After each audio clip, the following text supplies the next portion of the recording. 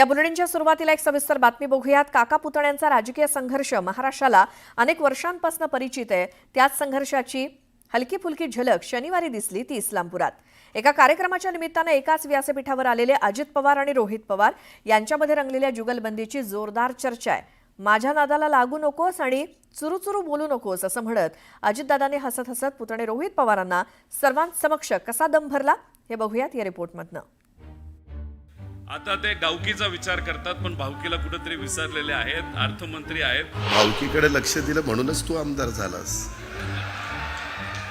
जयंतराव त्याला विचारा किती मतं पडली, पोस्टल बॅलेट मध्ये आलाय आपण। लढाई करायची असेल तर ती करताना कधीही फितुरी झाली तरी जे आहेत त्यांच्या बरोबर घेऊन लढायचं हे एनडी पाटलांपासून सगळ्या स्वातंत्र्य सैनिकांनी आम्हाला शिकवलं। रोहितने सांगितलं जयंत पाटलांचं 12 वाजता काय हेलिकॉप्टर आहे आणि मला त्या हेलिकॉप्टर मधनं जायचं। अरे म्हटलं माझं भाषण ऐकायला नेमकी दोघं नाहीयेत आणि मी तर हे सगळं ठरवलेलं होतं। काका किसी से कम नहीं होता याचा चांगलाच अनुभव रोहित पवारांना शनिवारी आला असेल। हा सामना होता दोन्ही राष्ट्रवादीतल्या बड्या नेत्यांमधला। एनडी पाटील बहुउद्देशीय सभागृहाच्या उद्घाटनाच्या निमित्तानं हा सामना रंगला।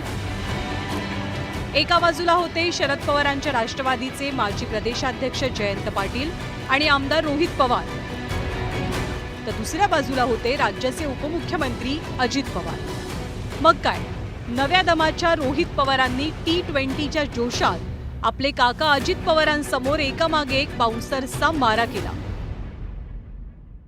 अजितदादांच्या बाबतीत बोलायचं झालं आणि बॉलिंगच्या स्टाईलमध्ये बोलायचं झालं तर दादा यॉर्कर टाकणारे आहेत, फास्ट बॉलर आहेत। त्यांच्या स्पीडचं काही प्रमाणात बॅट्समनला भीती वाटते। चंद्रकांत दादा इथं आहेत, कधी बॅटिंग करतात कधी बॉलिंग करतात। दुसरीकडे होते जयंत पाटलांसारखे अत्यंत मुरब्बी आणि खास ठेवणीतल्या शब्दांच्या गुगलीनं समोरच्याला बाद करणारे राजकीय नेते।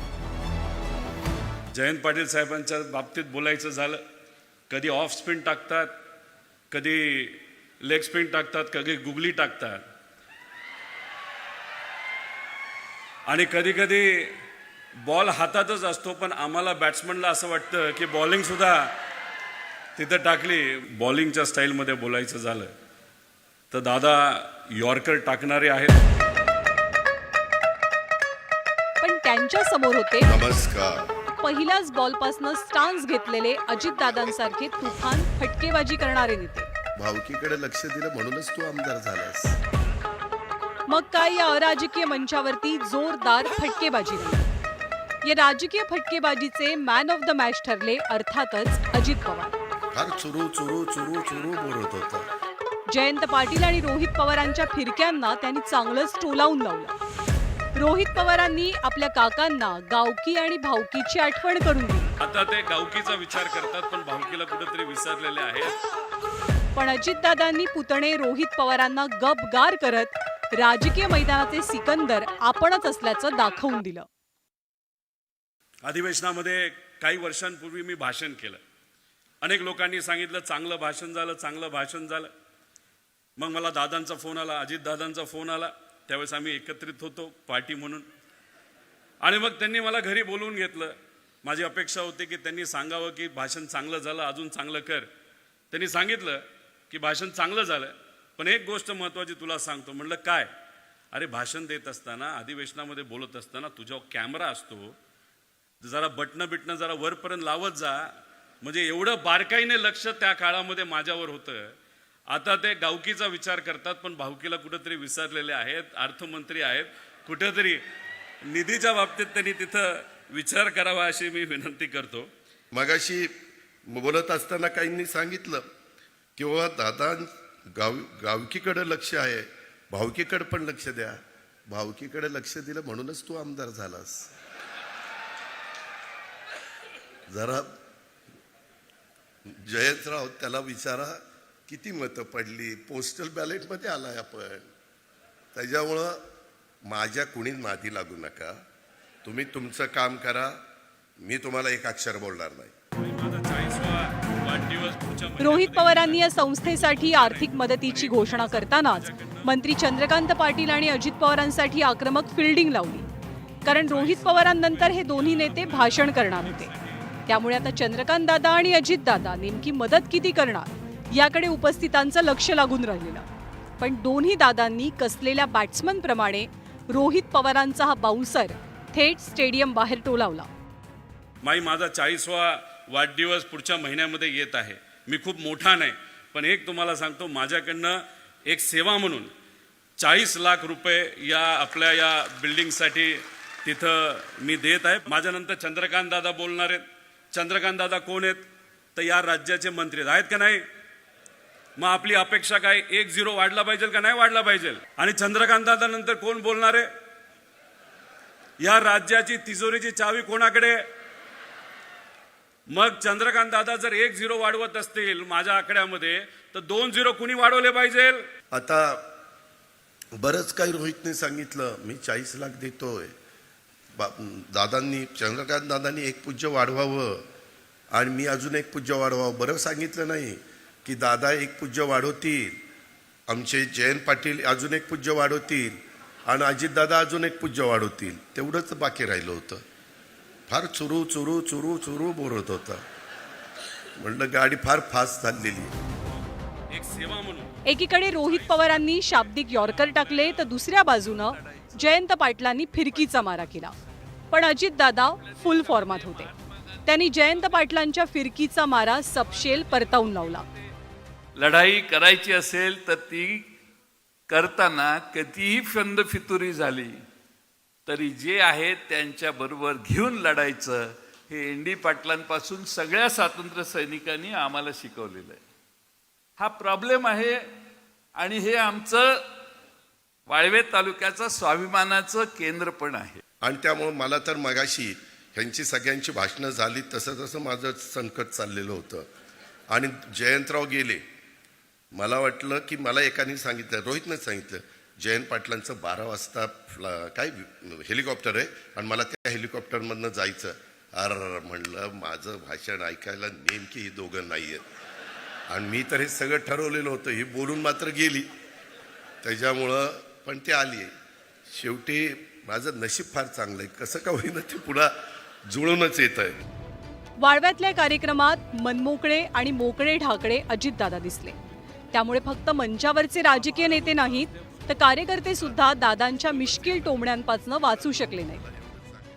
स्वर्गीय राजाराम बापूंच्या कर्तृत्वाचे वारसदार, कर्तृत्व नेतृत्वाबरोबरच आवाजाचं देखणे पण ज्यांना लाभलं ते इस्लामपूर विधानसभा मतदारसंघाचे माननीय आमदार आणि राज्याचे माजी मंत्री सन्माननीय श्रीयुत जयंतरावजी पाटील साहेब. मगाशी हिंदी तर महाशयांनी सांगितलं, आवाजात प्रेमळपणा असलेलं देखणं नेतृत्व. जयंतराव पाटील, आम्ही काही देखणे नाही काय? त्याला वाळव्याला बोलवायचं, इथं बोलवायचं, आमचीच बिन पाण्याने करायची. ही देखणा आणि आम्ही काय बिन देखणा आहे? तुला बघतोच, ये माझ्याकडे कसं काय येते. राज्याच्या राजकारणात पवार घराणं वजनदार आणि प्रभावशाली घराणं मानलं जातं. राष्ट्रवादीतल्या फुटीनंतर दादा आणि रोहित पवारांमध्ये रंगलेली जुगलबंदी ही महाराष्ट्रासाठी काही नवी नाहीये आणि त्याचीच एक झलक शनिवारी पुन्हा एकदा पाहायला मिळाली. Bureau report, news 18 Lokmat. आणि आता या बुलेटिनमध्ये बघूयात गावाकडच्या 50 बातम्या. सोनं आणि चांदीसाठी हा आठवडा स्वस्त आणि महागाईचा राहिला.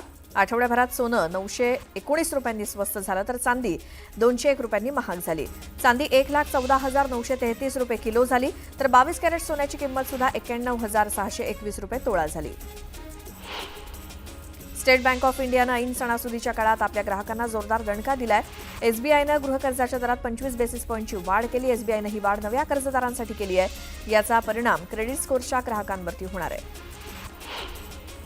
श्रावण महिन्याच्या सुरुवातीपासून साखरेच्या दरात वाढ होते. ऐन सणासुदीच्या काळात साखरेची वाढती मागणी आणि कमी झालेलं उत्पादन, देशविदेशातील बाजारपेठांमध्ये घडलेल्या घडामोडी या सगळ्या गोष्टींमुळे साखरेचे भाव दिवाळीपर्यंत वाढण्याची शक्यता आहे. इंस्टाग्राम आपल्या युजर्ससाठी लवकरच पिक्स नावाचं नवीन फीचर आणणार आहे. हे फीचर आल्यानंतर युजर्सला त्यांना त्यांच्या पसंतीचे चित्रपट, पुस्तकं, टीव्ही शो, गेम आणि संगीत निवडण्याचे पर्याय मिळतील. त्यामुळे युजर्सला आपल्या पसंतीच्या मित्रमंडळींना जोडता येणार आहे.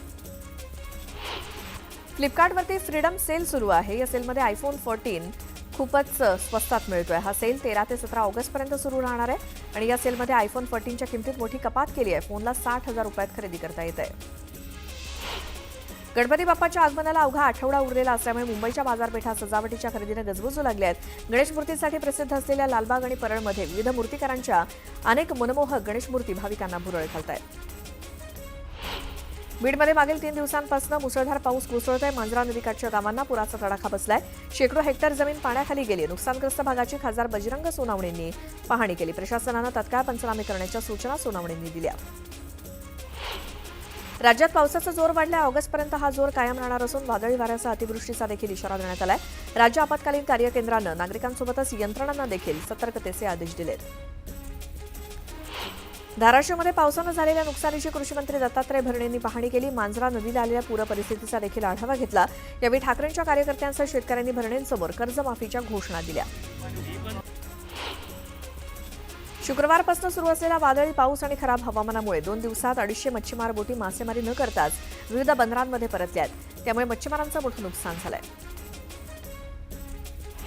वाशिममध्ये अडाण नदीला पूर आलाय. पुरामुळे अडाण प्रकल्पात 73.39% पाणीसाठा जमा झालाय. अडाण प्रकल्पाचे 5 गेट आणि 70 सेंटीमीटरनं उघडण्यात आलेत. नदीकाठच्या गावांना सतर्कतेचा इशारा देण्यात आलाय. मानपूर परिसरात बालगोविंदांसाठी दहीहंडी बांधणाऱ्या एकाचा पडून मृत्यू झाला. तर अंधेरी येथील गोविंदा पथकासोबत गेलेल्या एका 14 वर्षांच्या मुलाचा मृत्यू झाला. तर रात्री 9 वाजेपर्यंत ठिकठिकाणी दहीहंडी फोडण्यासाठी रचलेल्या थरांवरनं कोसळून अनेक जण जखमी झालेत. दहीहंडीच्या थरामध्ये सर्रास 14 वर्षांखालील मुलांचा वापर करण्यात आल्याचं निदर्शनास आलं. दरम्यान पोलिसांनी दहीहंडी उत्सवाचं चित्रीकरण केलं असून चित्रीकरणाच्या तपासणीत लहान मुलांचा थरात वापर केल्यास संबंधित मंडळाच्या पदाधिकाऱ्यांविरोधात गुन्हे दाखल करण्याचा निर्णय घेण्यात आलाय. मुंबईमध्ये भटक्या कुत्र्यांच्या उपद्रवामुळे अनेक भागातील रहिवासी त्रस्त झालेत. मुंबईमध्ये दरवर्षी सुमारे 70,000 लोकांना भटके कुत्रे चावतात. विशेष बाब म्हणजे 2014च्या तुलनेत भटक्या कुत्र्यांची संख्या कमी झाल्याचं मुंबई महापालिकेची आकडेवारी सांगते. भटक्या कुत्र्यांची संख्या रोखण्यासाठी महापालिकेनं वेगानं निर्बीजीकरण सुरू केलंय. तरी देखील कुत्र्यांची दहशत दिवसेंदिवस वाढतेच आहे. अनेक वर्षांपासून निर्बीजीकरणाची मोहीम राबवण्यात येते. प्राणीप्रेमी संस्थांच्या मदतीनं हे काम करण्यात येत असून गेल्या 31 वर्षात मुंबईतील 4,30,000 भटक्या कुत्र्यांचं निर्बीजीकरण करण्यात आलंय. सोशल मीडियावरती धार्मिक भावना दुखावतील किंवा आक्षेपार्ह शब्द वापरल्यास कोठडीची हवा खावी लागेल. सोशल मीडियावरती आक्षेपार्ह पोस्ट टाकणारे, लाईक करणारे आणि फॉरवर्ड करणाऱ्यांवरती सायबर पोलिसांची नजर असते. असा गुन्हा करणाऱ्यांना भविष्यात चारित्र्य पडताळणी प्रमाणपत्र मिळण्यास अडचण येऊन नोकरी मिळण्यास बाधा येऊ शकते. याकरता व्हॉट्सअप वापरकर्त्यांसाठी विशेष नियमावली करण्यात आली आहे. वाहनांवरती HSRP नंबर प्लेट बसवण्यासाठी तिसऱ्यांदा दिलेली मुदतवाढ देखील संपली आहे. मात्र अद्यापही अनेक वाहनधारकांनी शासनाच्या आदेशाला गांभीर्यानं न घेता HSRP नंबर प्लेटसाठी अर्ज केलेला नसून अनेकांची वाहनं फॅन्सी नंबर प्लेटसह सुसाट धावत आहेत. देशभरातील राष्ट्रीय महामार्ग प्राधिकरणाच्या अखत्यारीतील द्रुतगती महामार्गावरील पथकर नाक्यांवरनं प्रवास करण्यासाठी शुक्रवार फास्टॅग वार्षिक पास सुविधा सुरू करण्यात आली आहे. NHAIनं दिलेल्या माहितीनुसार पहिल्या दिवशी अंदाजे 1,40,000 वाहनधारकांनी 3,000 रुपयांचा वार्षिक पास खरेदी केला. पुणे शहरातील विविध भागातील नागरिकांना पाणी पुरवठा करण्यासाठी धरणातून उचललं जाणारं पाणी आणि प्रत्यक्षात नागरिकांना मिळणारं पाणी यामध्ये मोठी तफावत असल्याचं वारंवार स्पष्ट झालंय. पाण्याचा अपव्यय टाळण्यासाठी जलसंपदा आणि महापालिकेच्या अधिकाऱ्यांची एक संयुक्त कृती समिती स्थापन करण्यात आली आहे. उंच इमारती आणि मोठ्या सार्वजनिक बांधकाम प्रकल्पावरील सुरक्षा आवश्यकता या सार्वजनिक हितासाठी अत्यावश्यक असल्याचं नमूद करत उच्च न्यायालयानं राज्य सरकारला राज्यभरातील अशा बांधकामांच्या ठिकाणी तज्ज्ञ समितीच्या सुरक्षा शिफारसी लागू करण्याचे निर्देश दिलेत. बीडच्या लिंबागणेश परिसरातील कोबी उत्पादक शेतकरी संकटात सापडलाय. सततच्या पावसामुळे कोबी पिकाचं मोठ्या प्रमाणात नुकसान झालंय. केलेला खर्चही निघत नसल्यामुळे आर्थिक गणित कोलमडलंय. अमरावतीच्या अचलपूरमध्ये 16 दिवसांपासून थकीत वेतन, बोनस आणि इतर मानधनाच्या मागण्यांसाठी फिनले मिल कामगारांनी आंदोलन पुकारलंय. अमरावती लोकसभा मतदारसंघाचे खासदार बळवंत वानखडे आणि जिल्हा परिषदेचे माजी अध्यक्ष बबलूभाऊ देशमुख यांनी आंदोलनस्थळी भेट देऊन कामगारांच्या मागण्यांना पाठिंबा दिला. जळगाव शहरातून जाणाऱ्या मुंबई नागपूर राष्ट्रीय महामार्गावरती भरधाव ट्रकचं नियंत्रण सुटलं आणि ट्रक थेट दुभाजकावरती अडकल्यामुळे मोठा अपघात टळला. मांजराज पार्कजवळ असलेल्या रेल्वे उड्डाणपुलावरनं उतरताना ही घटना घडली. कोरोना काळानंतर लोकांनी डॉक्टरांच्या सल्ल्यानुसार आहारातील हळदीचं प्रमाण वाढवलं आणि जागतिक स्तरावरती हळदीची मागणी वाढली. भारत हा जगातील सर्वात मोठा हळद उत्पादक देश आहे. भारतातून मोठ्या प्रमाणात हळद आणि हळद पावडरची निर्यात होते. भाव वाढले असले तरी शेतकऱ्यांना याचा तेवढा लाभ मिळताना दिसत नसल्यामुळे शेतकऱ्यांमध्ये नाराजीचा सूर आहे. बुलढाण्यातील जेगाव प्रकल्प बाधित करणवाडी ते आडोळ खुर्द गावापर्यंत रस्त्याचं डांबरीकरण करण्याच्या मागणीसाठी गावकऱ्यांनी जलसमाधी आंदोलन केलं. यावेळी एका शेतकऱ्यानं नदीपात्रात उडी घेतली आणि तब्बल 30 तासानंतर या शेतकऱ्याचा मृतदेह सापडला. जळगावच्या यावल तालुक्यातील सांगवी बुद्रुक या गावाची जळगाव जिल्ह्यातनं मॉडेल सौरग्राम स्पर्धेकरता निवड झाली आहे. जर ग्रामपंचायतीनं प्रथम क्रमांक पटकावला तर केंद्र सरकारकडनं 1 कोटींचं बक्षीस मिळणार आहे.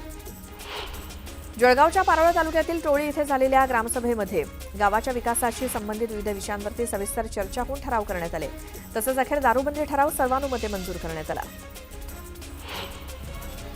जळगावच्या यावल पोलीस ठाण्याच्या वतीनं अंमली पदार्थांचे दुष्परिणाम या विषयावरती जनजागृतीपर कार्यक्रम घेण्यात आले. त्यावेळी विद्यार्थ्यांनी नाटिका सादर करत अंमली पदार्थांच्या दुष्परिणामाबाबत जनजागृती केली. बिहारमध्ये मतदार यादीच्या विशेष पुनरावलोकन प्रक्रियेमुळे नागरिकांच्या हक्कावरती गदा येत असल्याचा आरोप करत लोकसभेतील विरोधी पक्षनेते राहुल गांधी आजपासून सासाराम इथून वोट अधिकार यात्रा सुरू करणार आहेत. मतचोरीच्या प्रकाराविरोधात जनता जागी झाली असं वक्तव्य केलेला नवा व्हिडिओ त्यांनी समाज माध्यमांवरती पोस्ट केलाय. माजी मुख्यमंत्री पृथ्वीराज चव्हाणांच्या स्वीय सहाय्यक गजानन आवळकरांवरती भाजपनं गंभीर आरोप केलाय. कराड दक्षिण मतदारसंघात 2 ठिकाणी मतदान केल्याचा थेट आरोप आमदार अतुल भोसलेंचे प्रवक्ते मोहन जाधव यांनी केला. यासाठी त्यांनी विधानसभेची यादी पुरावा म्हणून सादर केली आहे. रशियाकडनं तेल खरेदी सुरू ठेवणाऱ्या देशांवरती विशेषतः भारतावरती अमेरिका दुय्यम आयात शुल्क लावणार आहे. दुय्यम आयात शुल्क लावणार नाही असे संकेत अमेरिकेचे राष्ट्राध्यक्ष डोनाल्ड ट्रम्प यांनी दिलेत. तर हे अतिरिक्त शुल्क लागू केलेलं असतं तरी त्याचा भारतावरती मोठा परिणाम झाला असता असंही त्यांनी सांगितलं. पुढील 5 ते 6 दिवस राज्यामध्ये मुसळधार पावसाची शक्यता आहे. या कालावधीत कोकण आणि मध्य महाराष्ट्रालगतच्या घाट भागात मुसळधार ते अतिमुसळधार पावसाचा अंदाज आहे. त्यामुळे नागरिकांना सतर्कतेचा इशारा देण्यात आला आहे. छत्रपती संभाजीनगरात मुसळधार पावसानं हजेरी लावली. पावसामुळे कन्नड तालुक्यातील सर्वात मोठं असलेलं शिवना टाकळी धरण 93.49% भरलंय. त्यामुळे धरणाचे 3 दरवाजे 20 इंचांनी उघडण्यात आले असून 2280 क्युसेक वेगानं पाण्याचा विसर्ग सुरू आहे. त्यामुळे शिवना नदीकाठच्या गावांना सतर्कतेचा इशारा देण्यात आलाय. बदलापूर जवळच्या बारवी धरण 100% भरलंय. बारवी धरण क्षेत्रामध्ये जोरदार पाऊस आल्यामुळे धरण ओव्हरफ्लो झालं. त्यामुळे धरणाच्या 11 दरवाज्यातून पाण्याचा विसर्ग सुरू आहे. नदीकाठच्या गावांना सतर्कतेचा इशारा देण्यात आलाय. या बातम्यांसहित एक छोटासा ब्रेक घेऊन लगेच परत येऊयात.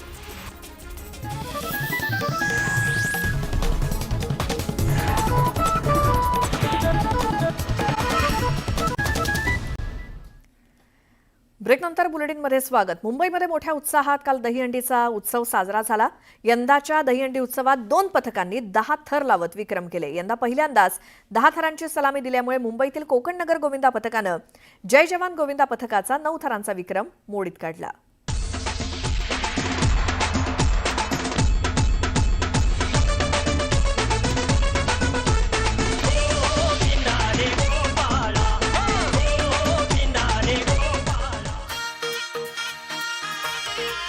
कृष्ण जन्माष्टमीनंतर शनिवारी मुंबई ठाण्यासह राज्यातील अनेक भागांमध्ये दहीहंडीचा थरार पाहायला मिळाला. दिवसभर दहीहंडी पथकांनी विविध भागांमध्ये जाऊन मानवी मनोरे रचत दहीहंडी फोडल्या. अशामध्येच ठाण्यातील संस्कृती दहीहंडी उत्सवात यंदा नवा इतिहास रचला गेलाय. जोगेश्वरीतील कोकण नगर गोविंदा पथकाने तब्बल 10 थरांचा मानवी मनोरा रचत नव्या विक्रमाची नोंद केली आहे. अवघ्या 3 मिनिटांमध्ये 10 थर लावून कोकण नगरने नवा विक्रम प्रस्थापित केलाय. ठाण्यातील वर्तक नगर भागात परिवहन मंत्री प्रताप सरनाईक आणि युवा सेना नेते पूर्वेश सरनाईक यांनी संस्कृती युवा प्रतिष्ठानच्या माध्यमातून या दहीहंडी उत्सवाचं आयोजन केलेलं होतं. कोकण नगर गोविंदा पथकाच्या कामगिरीसाठी परिवहन मंत्री प्रताप सरनाईक यांच्या वतीने या पथकाला 25 लाखांचं बक्षीस देण्यात आलं. गेले 2 ते 2.5-3 महिने आम्ही सराव करत होतो आणि यावेळी सराव पण आमचा खूप चांगला झाला होता. आम्ही आठवडाभर जेव्हा शेवटच्या टप्प्यात आलो तेव्हा आम्हाला फुल कॉन्फिडन्स होता की आम्ही यावेळी 10 काही करून लागणार. आमच्या एवढं कॉन्फिडन्स फुल होता आम्ही. आणि आम्ही ते आज करून दाखवलं आहे. सगळ्या मुलांची मेहनत आहे आणि आम्हाला ते फळ भेटलं आज.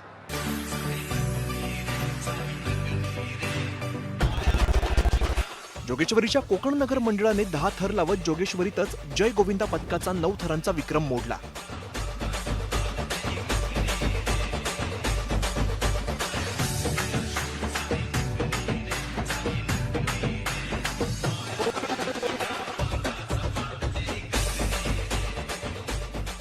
पण कोकण नगरच्या विक्रमाच्या काही तासातच पुन्हा एकदा जय जवान गोविंदा पथकाने 10 थर लावले.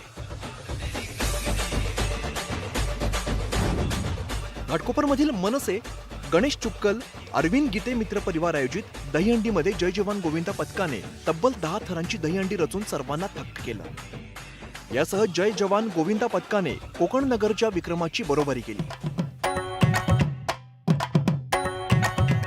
पण असं असलं तरी सुद्धा पहिल्यांदा कोकण नगरने 10 थर लावल्यामुळे आता नवा विक्रम त्यांच्या नावावरती झालाय.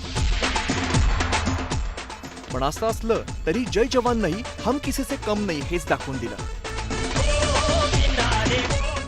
खरं तर ज्या गोष्टीबद्दल आम्ही जवळपास गेले 6 ते 8 वर्ष प्रयत्न करत होतो ते स्वप्न आज आमचं या ठिकाणी पूर्ण झालेलं आहे. आणि याच्याही पुढे आज दिवसभरामध्ये आम्ही 10 थर खेळण्याचा पूर्ण प्रयत्न करू.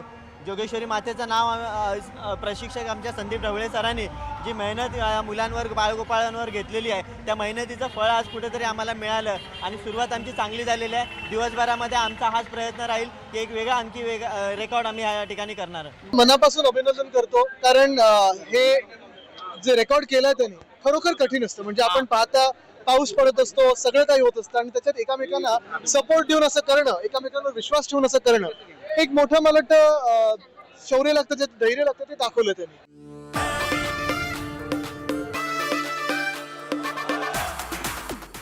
शनिवारी सकाळपासूनच मुंबई ठाण्यामध्ये दहीहंडीचा उत्साह पाहायला मिळाला. 2012 मध्ये जय जवान गोविंदा पथकाने 9 थर लावलेले होते, याची नोंद गिनीज वर्ल्ड रेकॉर्डमध्ये झाली. आणि हा 9वा थर लागलेला आहे. विश्व विक्रमाची बरोबरी जय जवानची पुन्हा एकदा.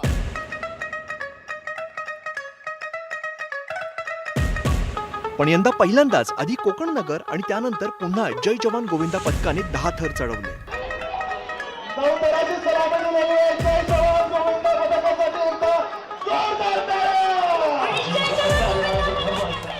त्यामुळे यंदाचा दहीहंडी उत्सव हा रेकॉर्ड ब्रेक ठरल्याचं पाहायला मिळालं.